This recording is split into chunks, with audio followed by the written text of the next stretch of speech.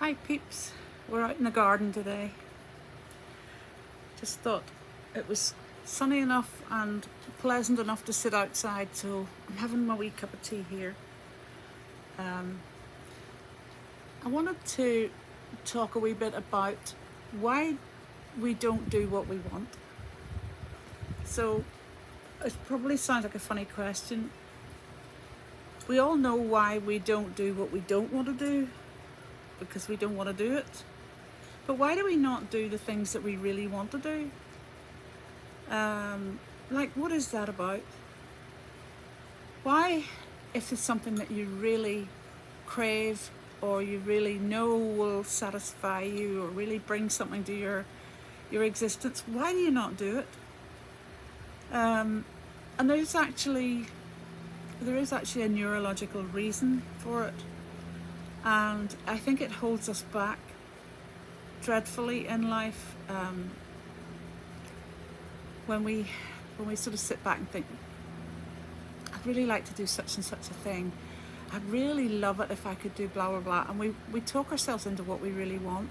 But then when it comes to actually doing it, like really mean it, like get up out of bed, do the thing, we'd rather just pull a duvet over our heads and not, or we'd rather wait for someone else to do it, or wait for somebody to encourage us to do it, or we start to make excuses. So what's happening, is sort of a rough idea of what's happening neurologically, is that very suddenly we've tapped into our amygdala, which is the oldest part of our brain, the reptilian part of our brain that is only interested in two things. One, keeping us alive, and the other one, procreating and continuing the race. So it's all about survival. Now, we don't need the amygdala to work the same way as we did when we were out hunting in the fields or the barren plains, where we had to scan the horizon all the time for things that were going to kill us and eat us, basically. We don't need that anymore, but we still have it working in the background. So the minute you say something like, I really want to go and volunteer at a dog shelter. This obviously is a personal one because it's so specific. So I wanted to do that for years. Why did I not just get up and do it? Because I think to myself, I really want to work in a dog shelter. And I've got about 30 seconds, a minute before the amygdala kicks in and goes, why would you want to do that? Sure, that would be really messy. That would be really horrible. That would be actually very upsetting, because you'd have to be dealing with dogs who were maybe abused or maltreated in some way. You can't take every one of them home with you. That would be absolutely awful. How would you even do that? So it's like a kind of, we think of it as reasoning. And to a certain extent, I suppose it is reasoning, but it's not reasoning with your higher thoughts. It's not your higher self. It's not the neocortex. It's not the part of you who actually dreamt up the idea to start with. It's a very old response, and the response is always fear. So why don't you want to volunteer in a dog shelter? Because you might get frightened because there's vicious dogs there.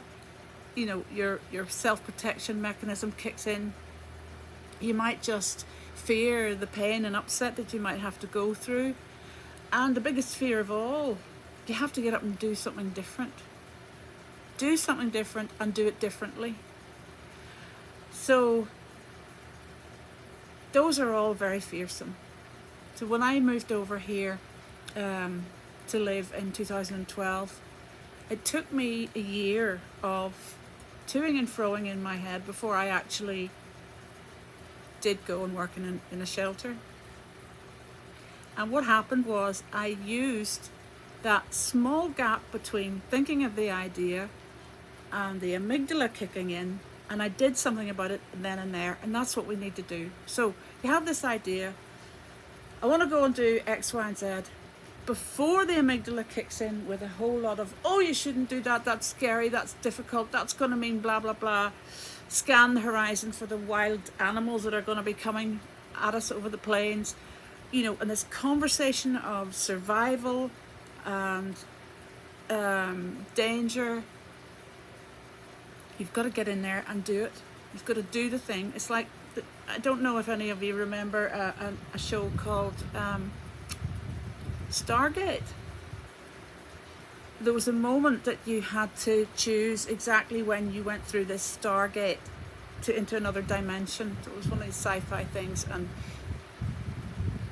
so if you didn't choose it at exactly the right moment, you didn't get through to the other dimension. And it's a bit like that. It's like, here's that moment when I know it's the right thing to do, I'm really wanting to do it, I'm dying to do it. Do something about it right then and there, before the other stuff kicks in. And for me, that was making a phone call to the local shelter here and saying I want to come in and, you know, have an appointment. And of course, then the minute I had said that, then all the terror comes in. Oh God, I'm gonna have to meet new people. I'm gonna have to find my way there. I don't know how to get there. I'm still having to concentrate on driving on the right hand side of the road, and oh, they're going to say to me, what kind of accent have I got, and where am I from? And there's all these considerations. I might not like the people, I might not like my boss, I might be terrified of, you know, vicious dogs. All the considerations come in. Trouble is that we believe considerations, we think they're valid, and sometimes they're just not. Sometimes they are fear-based. So that wonderful book, Feel the Fear and Do It Anyway, really, really looks at this and looks at that kind of impulse that we need to move with, like right here, right now. Yes, I'm going to do that. And draw the line in the sand, or, you know, put the marker out there, or set your cap at it, or throw your shoes over the wall, or whatever those expressions are. Do something in that moment to put it into action. And don't wait for all the amygdala stuff to fire up and hold you back. I think I really want to talk about why we don't do what we know we should do. And that's a whole different thing from why we don't do what we want to do.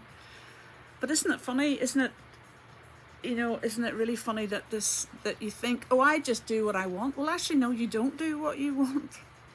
You do what you can handle, you do what you can manage, you do what's in your comfort zone, and you do what your reasoning and your consideration tells you to do. And that's not always the right thing. Sometimes that gut instinct, that absolutely surefire knowledge that you're going in the right direction, that's the bit that needs to be listened to. That's the bit that seizes that's the bit that seizes the kind of spirit in you, or the passion in you, or the fire in your belly, whatever way you want to put it, and gets you out of bed, or gets you on the road, or gets you making those phone calls, or whatever it is you need to do, gets you into action. So next time you decide, I really want to do such and such, I really want to move to the country and start a miniature pig farm, right? Before all the stuff comes in, get online, look at a website, make a phone call, get your coat on and drive around some places. Talk to somebody that you know has done this. Do something before the considerations that will hold you back kick in. All right? Go out and do stuff that you want.